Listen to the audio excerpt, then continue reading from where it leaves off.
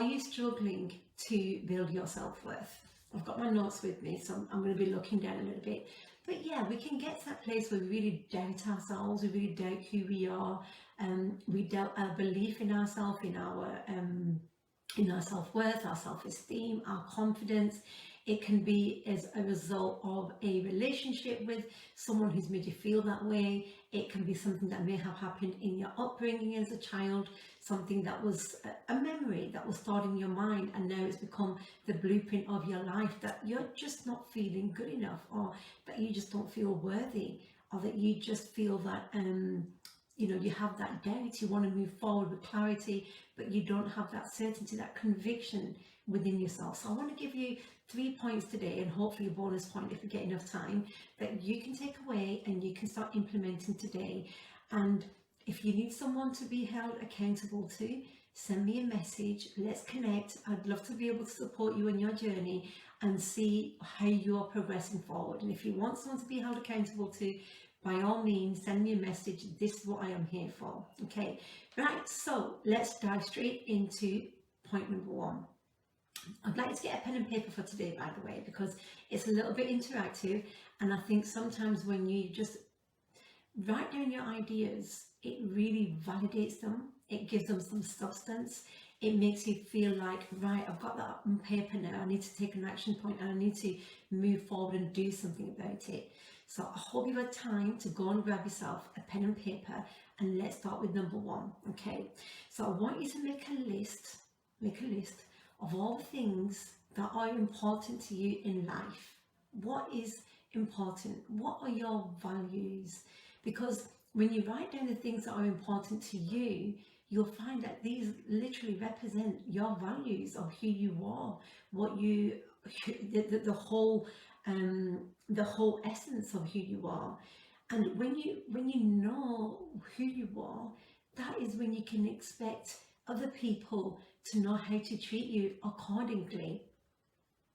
Not to put this in a format that's going to make you feel a little bit, am I going off track here? But if we go into a relationship, for example, and we don't know what our value is, and we don't know what our boundaries are, then how can we expect anybody else to respect them? How can we expect anybody else to know what the boundary is of not being able to push you at a certain point? Because if you don't know yourself, and this is why toxic relationships happen, if you don't know yourself, what your boundary is, if you don't know what your values are, if you don't know what you won't allow someone to, how you won't allow them to violate you in certain ways, it could be mental, it could be emotional, it could be physical, it could be in so many ways. But when we list what our values are, we write them down, we validate them, we give them a voice, we give them substance, we give them weight, we know what they are, they're there. It's like, hell yes, I know what I'm doing now, I know where I'm going with this. But before, you might have been a bit vague, thinking, well, no one's really asked me that question before, Nazia, so I'm not really sure. So give yourself that time to reflect what your values are, because they will be your beliefs, they will be what you hold and treasure to be valuable to you in life. And that is what you should be looking for when you're looking for a partner. Do they respect your values? Do they align to your values? Do they connect and intertwine with them? Or does it feel like they are complete opposite, and opposites attract at certain times? But it gives you some foundation, something to build on, something for you to be able to know. It's something for you to be able to know where you can enforce and validate what you believe, and therefore you can attract or dismiss someone who doesn't fall into that category. And that will make you feel good, because that will make you feel like, yes, I've established what I want, where I want to go. I've kind of got an idea now what kind of person I'm looking for, what kind of person I want in my life, because these are my values and this is what I expect somebody else to have as well. So that's the first thing that I want you to do, because what it's really doing is it's allowing you to teach people how you want to be treated. So just by making a list of what's important to you, you're establishing your values. That's point number 1. Okay. Point number 2 is, I want you to now write down, again, we're going back to writing, I want you to write down What are your goals and what are your aspirations? I mean, we're in December 2021. We're not far off now from 2022. Think about where would you want to get to? What have you been holding off? What have you been putting off? What are the goals that you've wanted to achieve but you've not been able to do them? I want you to write them down for me. Write down as many as you can. And then what I just want you to do is think about what can you now do to implement strategies to make them happen, because you've identified them. Now we need to align you to them. Now we need to be recognize them. Now we've got to take steps towards them. So start thinking about, well, what steps would I need to make that happen? Now that I know what I aspire, what my aspirations are, now that I know what my goals are, how can I get there? What steps do I need to implement today? So by the end of January 2022, I have took some steps. I have validated what I wanted to do. And that will make you feel, it will escalate how you feel about yourself, because when you've just taken some steps to implement some change, it will increase your confidence. It will make you feel like, wow, did I just do that? Yeah, I did. If I can do that, I wonder what else I can do. If I can step out my comfort zone and break that boundary of not challenging myself, I wonder how much further I can push myself. And that will build your self-worth. It will build how you see yourself. People around you will notice. Your family, your friends, they'll probably notice how you feel more confident in what you're doing, and it will really help you to build that self-worth. Okay, right, so point number 3. I want you to think about what things make you happy. Write down, list 10 things that make you happy. It does not have to be, a new job would make me happy, although that can go on your list. A new relationship would make me happy. That can go down on your list. It can be the smallest things, such as, well, what really makes me happy is when I can just get 10 minutes to myself to go and have a coffee, to go for a walk, to have some headspace just for me, to have a bubble bath at the end of the day that I've not managed to do for so long. Just something that would make you happy. List down 10 things. And what will happen is, when you list them 10 things down, I want you to think about just three things for next week. This is a more short-term goal that I want you to work on. Just list down 3 things that you can actually do, that you can actually implement. Whether it's that 10 minutes time to yourself, have a look at your diary and think, where can I take that 10 minutes for me? And then when you do take that time out for you, then I want you to celebrate that you managed to take that time, that you managed to carve some space in your life for you, which you wouldn't have probably done otherwise, which you would have been just too busy dealing with life, dealing with your work, dealing with your family, dealing with your job, dealing with your kids, dealing with your relationship, dealing with everybody who wants a piece of you, but not giving yourself a piece back.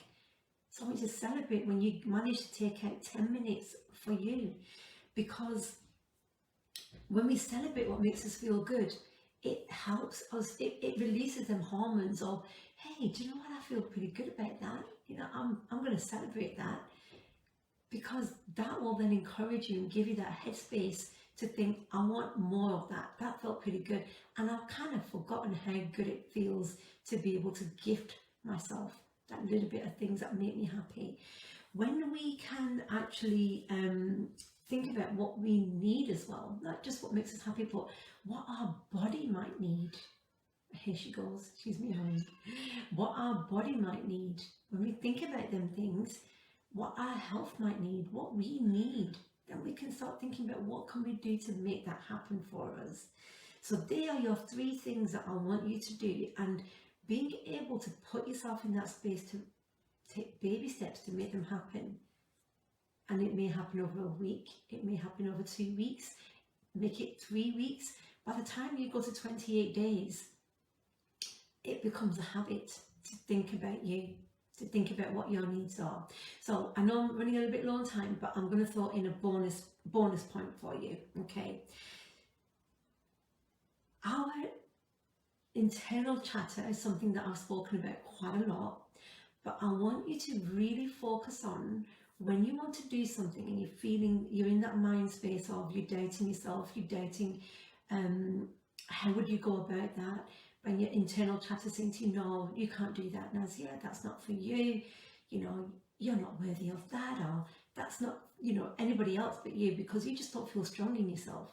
I want you to really tune into your internal chatter, and I want you to listen to, is it talking to you in a negative tone, or is it talking to you in a positive tone? Let me know who's watching, guys. Just send me a quick wave, say hello so I know who's tuned in. But how is your internal voice talking to you? And if it speaks to you in a negative manner, I want you to actually communicate back and think, right, I've got you, I've caught you, I know what you're doing. You're trying to put a negative spin on things, and I'm going to pause you for a second. I'm going to catch you out. I've identified you, and I'm going to put you on the back burner while I carry on. I'm going to tell myself that this is my negative talk stopping me. I'm going to replace it with something positive. When your mind says you can't, I want you to tell yourself, well, actually, I can, and I will, and I am going to. And when you can learn to just, for one day, 1 hour, start with an hour, catch your negative chatter. When you can learn to tune into that, then you are on the track to be able to realigning your inner critic. What you're actually doing is allowing yourself space to shut it down, to recognize it, to identify it, to shut it down. For 1 hour, if you can do that, you'll probably recognize and think, oh, that's a familiar voice. That's a familiar sentence. I hear that quite often. I can't. Hang on, no, I think I'm going to today. Today is going to be the day where I will. And if you do that for an hour, then you try it for a day, and you try it for a week, make it 2 weeks, you do that for 28 days. I promise you guys, you have had a lifetime of your negative chatter trying to bring you down. It's not going to change overnight. But after 28 days, if you try and catch yourself out, you're forming a new habit. Your brain is absorbing a new habit. And that is going to build up your self-worth and how you feel about yourself, because you'll find that you'll probably be smiling a lot more. You'll be feeling a little bit more happier because you're doing things that are productive, that are making you feel good.